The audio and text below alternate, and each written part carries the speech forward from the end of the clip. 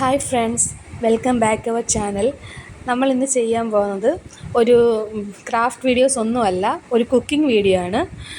ഇതിൻ്റെ ആ മാവ് മിക്സ് ചെയ്തത് മാത്രം എടുക്കാൻ മറന്നുപോയി. ഇതെന്താ ചെയ്യുന്നതെന്ന് വെച്ചാൽ, നമ്മുടെ ബനാന ഉപയോഗിച്ച് ഉണ്ടാക്കിയേക്കുന്ന വളരെ ഈസി ആയിട്ടൊരു സ്നാക്കാണ്.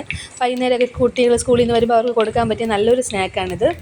ഞാനാണെങ്കിൽ ഇങ്ങനെ കുക്കിംഗ് വീഡിയോസ് ഒന്നും അധികം എടുത്തിട്ടില്ല, സാധാരണ വീഡിയോസ് ഒത്തിരിയൊന്നും എടുത്തിട്ടില്ല.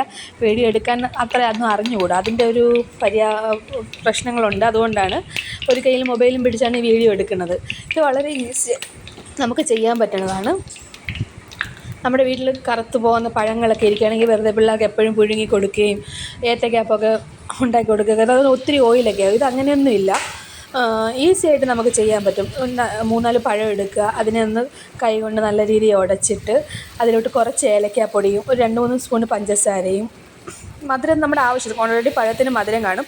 പിന്നെ നമ്മൾ പാലും അതോടൊപ്പം തന്നെ കുറച്ച് ഗോതമ്പ് പൊടിയോ അരിപ്പൊടിയോ, പിന്നീടാണെങ്കിൽ ഒരല്പം മൈദ ഇവിടെ ഇരിപ്പുണ്ട്, ഞാൻ അതും കൂടെ ഒന്ന് മിക്സ് ചെയ്തതേ ഉള്ളൂ.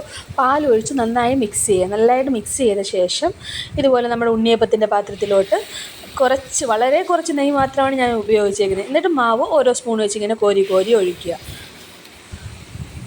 ഒരു 2-3 മിനിറ്റ് കഴിയുമ്പോൾ തന്നെ ഇത് നന്നായിട്ട് മൊരിഞ്ഞ് വരും. ഒരു സൈഡ് മൊരിയുന്നതായിട്ട് നമുക്ക് ഫീൽ ചെയ്യും. അപ്പോൾ പതിയെ നമ്മൾ ഒരു കമ്പി വെച്ചിട്ടൊന്നുമില്ല, ഞാനാണെങ്കിൽ പപ്പടം കുത്തുന്ന ആ കമ്പി വെച്ചിട്ടാണ് ഇത് തിരിച്ചിടാൻ നോക്കിയത്. പക്ഷേ അതിൻ്റെ ഒന്നും ആവശ്യമില്ല. രണ്ടാമത് ചെയ്തപ്പോൾ നമ്മൾ ഒരു വട്ടം ചെയ്യുമ്പോൾ നമുക്കുണ്ടാകുന്ന തെറ്റുകൾ രണ്ടാമത്തെ പ്രാവശ്യം തിരുത്തുമല്ലോ.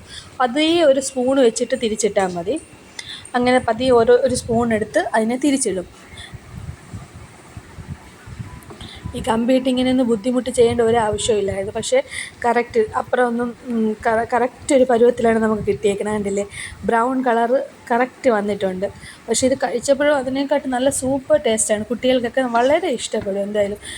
നമ്മൾ കടയിൽ നിന്നൊക്കെ വാങ്ങിച്ചു കൊടുക്കാതെ ഇതുപോലെ നമുക്ക് വളരെ കുറച്ച് നെയ്യാണ്, ആ നെയ്യ് ഇങ്ങനെ മുകളിൽ കിടക്കുന്ന കാണുമ്പോൾ നമ്മൾക്ക് ഒരുപാട്, നിങ്ങൾ കണ്ടതാണല്ലോ, ഞാൻ ഒരു പൊടിക്ക് നെയ്യ് മാത്രമാണ് ഒഴിച്ചേക്കുന്നത്. എൻ്റെ ചാനലിൽ സാധാരണ ഉള്ളത് ഇതുപോലെ എംബ്രോയ്ഡറി, സ്റ്റിച്ചിങ് അങ്ങനത്തെ വീഡിയോസൊക്കെയാണ് ഞാൻ ഇടാൻ ഉദ്ദേശിച്ചേക്കുന്നത്.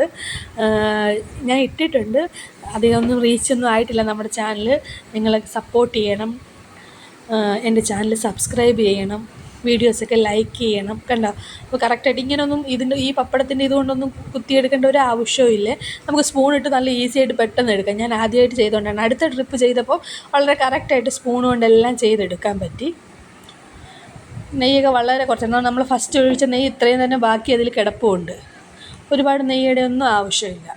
ഞാനിത് 2-3 ട്രിപ്പ് ചെയ്തു. വീഡിയോ വളരെ ലെങ്തി ആവുന്നതുകൊണ്ട് അതൊന്നും ഞാൻ വീഡിയോ എടുത്തിട്ടില്ല.